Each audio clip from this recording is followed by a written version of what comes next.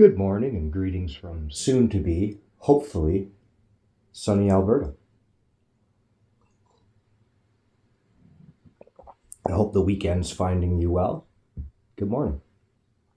So I did a video the other day of my reasons why I don't see much hope for Canada and I lean towards Albertan independence, or at least discussing it. We still have a right in this country to discuss things. So that's what I'm trying to do here with you. So I'm also of the mindset where we can't just say we want this, we want that without real and tangible solutions. And to dispel some myths and actually have Albertans talking to each other. Like, this is what we need. So this video is more geared towards, instead of reasons, solutions.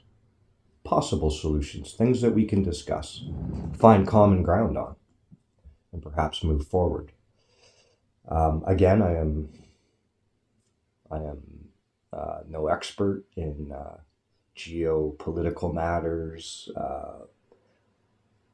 the deep, dark basement of government finances, or anything like this. Just a regular dude trying to talk to you. And if you have input, agree or disagree, please comment below. I welcome open and honest discussion and debate.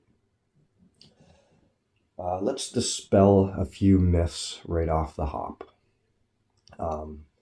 Yes, a province can secede from Canada. The past Quebec referendums prove this. And there is also the Clarity Act, whereas if all parties with a constitutionally agreeable question is asked in a democratic way with a democratic vote in a referendum, that people can decide to exit the Confederation of Canada if they so choose. It would be difficult, time-consuming, expensive. We all know that the power in Canada would do everything they could to throw up roadblocks, shut it down, all of that. We expect opposition. They don't want to lose their cash cow. And one of the youngest populations in Canada that pays some of the most into taxes federally, just because wages are higher, and being younger, more time, lifespan to contribute to the Canadian pension plan and different things. So I fully expect some of the worst and nastiest opposition. But legally, in negotiations of supposed good faith, provinces can discuss leaving Canada. So this is fact. Number two, I often, it's a very emotional topic. Right?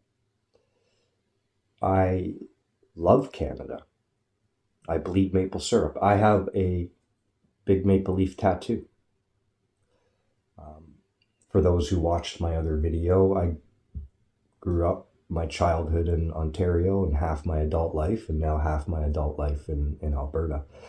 Generations of my family have fought for Canada in various wars. We bleed maple syrup, it's a big thing in our family. And as I've stated in other videos, I don't feel like I'm leaving Canada. I feel like Canada has left me. For our whole lives, we have a social contract with the government, with the police, with our institutions, that we will be good, law-abiding people. We will do our fair share. We will be positive members of our communities. We will go to work. We will contribute. We will pay taxes. We will all pay taxes for schools. We will pay into programs for the betterment of all of society.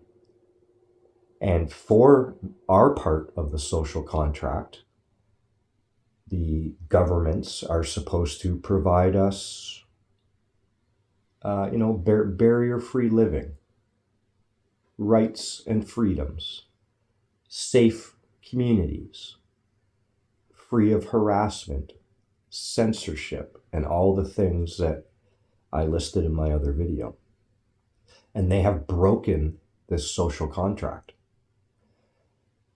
There is little hope for young people to have the lives that we or our parents or grandparents had. And although they had maybe harder times, lower wages, the cost of everything was lower as well. And for some decades anyway, traditionally the man could go to work, the wife could stay home, raise a gaggle of kids. You could go on vacations, go on road trips. You could put some money away. You could pay for their college or future education, all off of one salary, one career, the husband out working. And now, with the financial decline and the confidence and investment and everything, inflation due to government spending, borrowing, generating money we don't have, the social contract that Canadians have had with our society has been terribly broken and ripped apart. Young people don't have hope. You can go to school, go into debt to the tune of $80,000, $100,000, and come out of college and not even get a job in the industry or career that you were aiming for. And a lot of hope is gone. A lot of people are moving out of Canada. A lot of people who were born here, who have contributed their whole lives. I've stated in other videos when it comes to like government supports and stuff, there are asylum seekers and refugees, and some people do need help. But some of these people who are new to Canada are getting, like $60,000 to $80,000 in various government supports and handouts and money. When people who are retired or have contributed to Canada their whole life are getting, very small pension payments, and their payments are not increasing, but food and energy and basically the cost of living always is. And people who have lived their whole country or their whole life in this country are some of the ones that are suffering the most. So I hope that dispels the myth, because I see people like, oh, you're a traitor, you're this, you're that. Well, they have broken the social contract. They have ripped it apart. And we held up our end of the bargain. We are not going to vote our way out of this. So what I have here is a list of federal and provincial and municipal responsibilities. You can go online, get all kinds of lists. This isn't everything, but it's just to give you an idea that in our day-to-day lives, provincial and municipal governments have the most impact on our lives, from garbage collection to education and everything else. Now, they still get, healthcare transfers from the federal government or whatever. So, yes, the provinces, municipalities may have some more responsibility, more pull in a lot of our day-to-day aspects of our lives, but we still get federal funding and different things. But long story short, the list for provincial and municipal responsibilities is far greater than the federal. And the federal, just to give you an idea,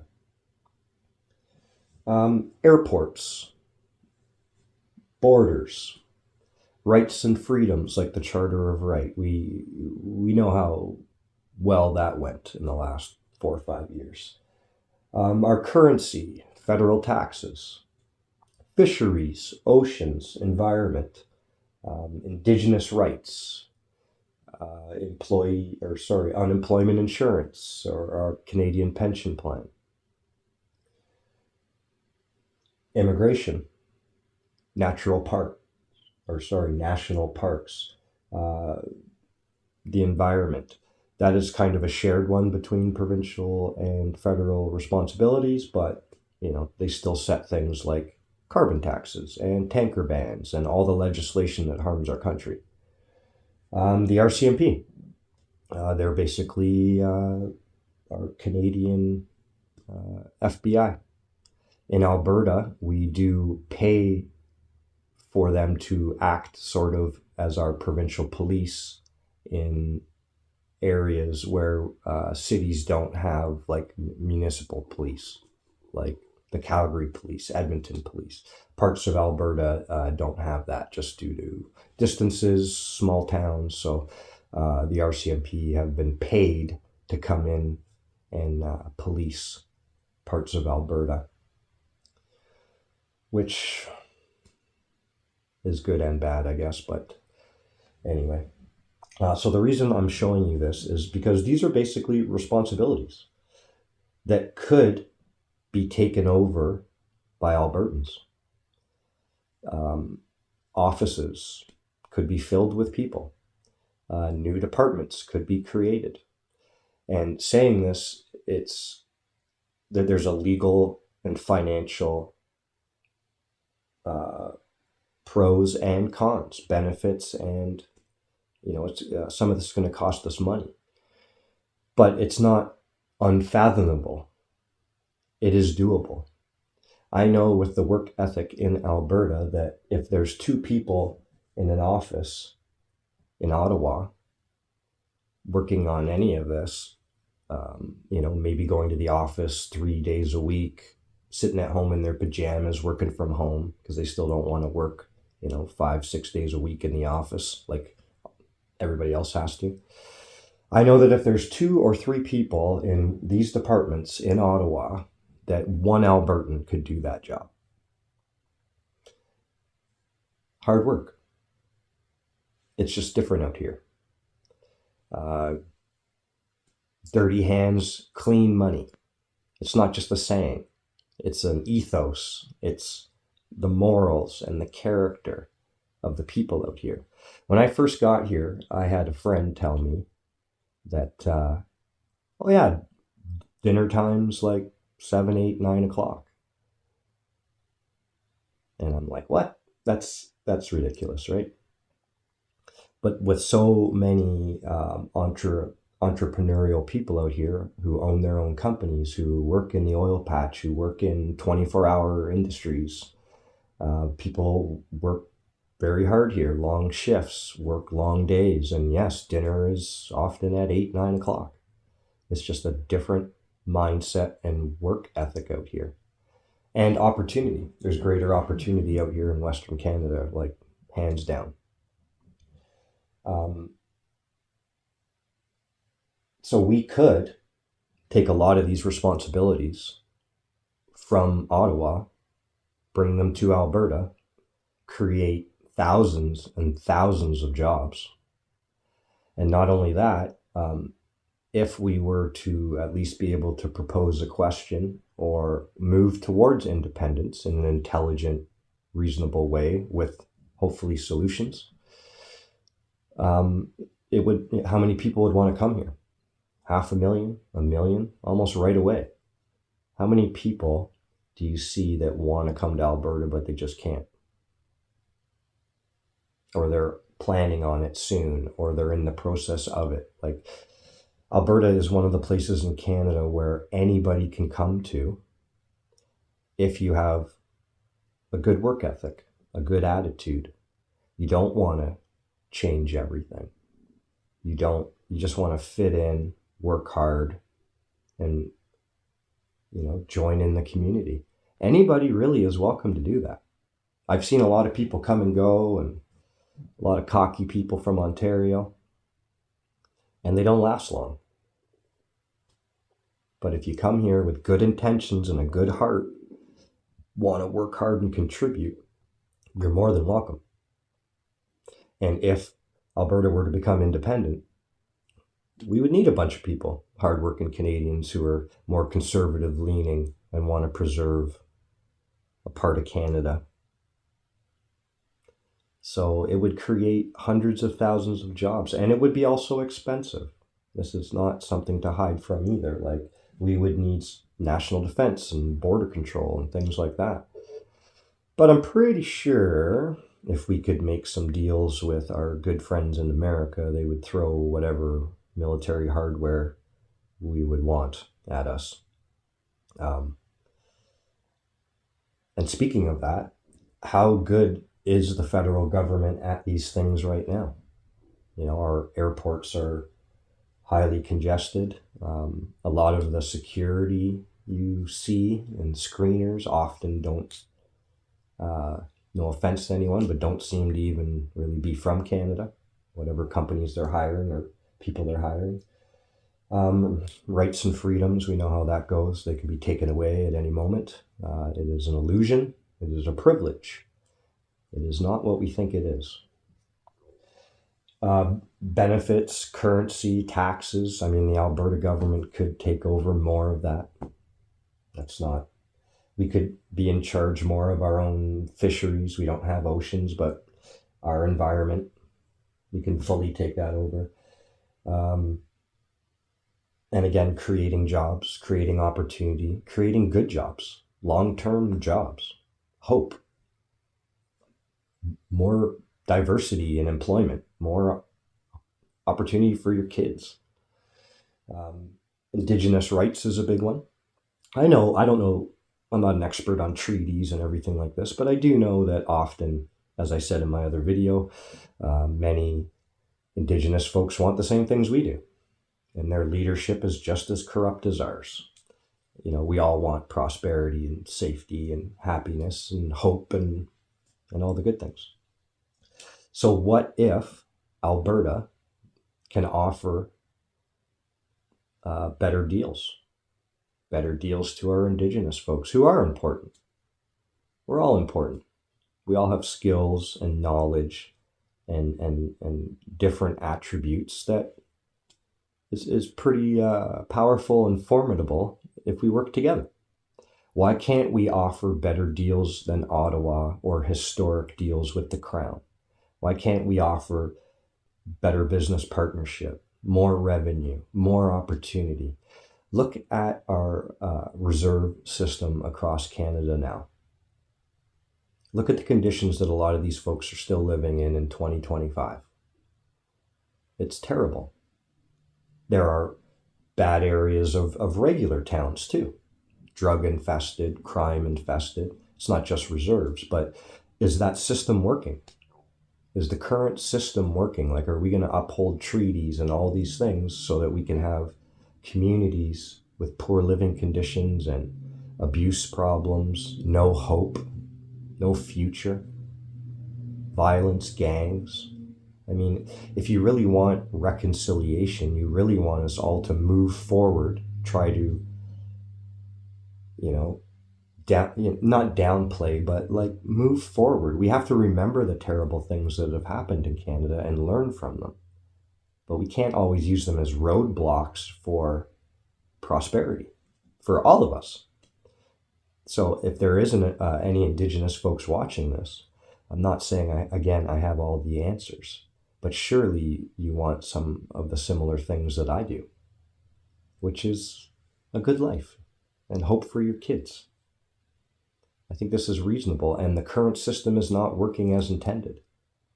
I believe Alberta could do a better job of that, being closer on the ground. That's why provincial and municipal governments have more responsibilities. They are closer and on the ground when it comes to recycling, water, waste, property taxes, fire and rescue, libraries, public transit, permits for buildings, social services, animal control, development, business development, forestry, education, secondary education, healthcare, road maintenance, driver's licenses, housing, social assistance, justice, enforcement of the law, the police, natural resources and energy, property and civil rights.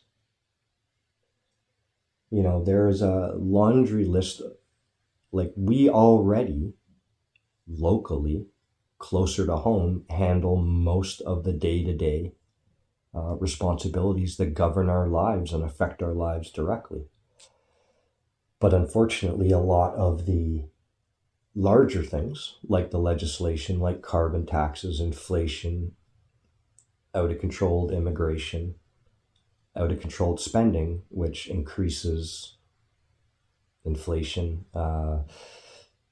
interest rates. I just had a friend, a very close friend, who remortgaged her house. She was due. And this is October 2025. Her mortgage payment went up $1,000. She's basically a single mom. Now imagine, like, if your mortgage goes up $1,000. And this is not a story on the news. This is not a stat. This is someone I know who lives like 30 minutes away, scratching her head wondering how the hell she's going to pay for shit. This is the Canada that they have created, the social contract that they have broken. They have harmed generations of Canadians to come. And I just want open and frank discussions with Albertans to explore potential opportunity here. And at the very least, get leverage. We have no leverage. We have no leverage. We have nothing. Even if I were to try, work hard, communicate with people, attend meetings, send emails, public speak, whatever, to try to get Albertans on side. Even if I fail, I can keep my head up knowing that I tried. I would rather try in a reasonable, intelligent way to attain freedom, attain protected human rights, not just for me, my family, but everybody in Alberta. And there was a comment on my last video that says you have to earn your rights, earn your freedoms. And that comment was correct. And that's what I'm trying to do here. So I'm hoping that Albertans can see that we can take over responsibilities that aren't ours at the moment. And we already handle most of them. And these will be tough roadblocks to overcome in a normal environment. Now imagine the media, Eastern Canada, the government, even Liberals, NDP in Alberta, people trying to trip you up, trying to kneecap you at every step when all you're trying to do is have a discussion and perhaps, at the very least, get all of us leverage for a better life. So I would rather try and fail than never try at all. And again, I am no expert, but there are solutions. And through hard work, dedication, open and honest debate, speaking to people who are far more intelligent on various topics than I hope that we can come to some sort of path to move forward and get off the sinking ship that is Canada. It's sad to say, but we didn't make it this way. We didn't break the social contract, but we do have a right to survive. That's all I'm trying to do. So thank you for watching. I appreciate it. And think about it. Comment down below. Come out October 25th, Alberta Legislature, 4 to 6 p.m. It doesn't cost money to talk to people. Thank you. Have a great day.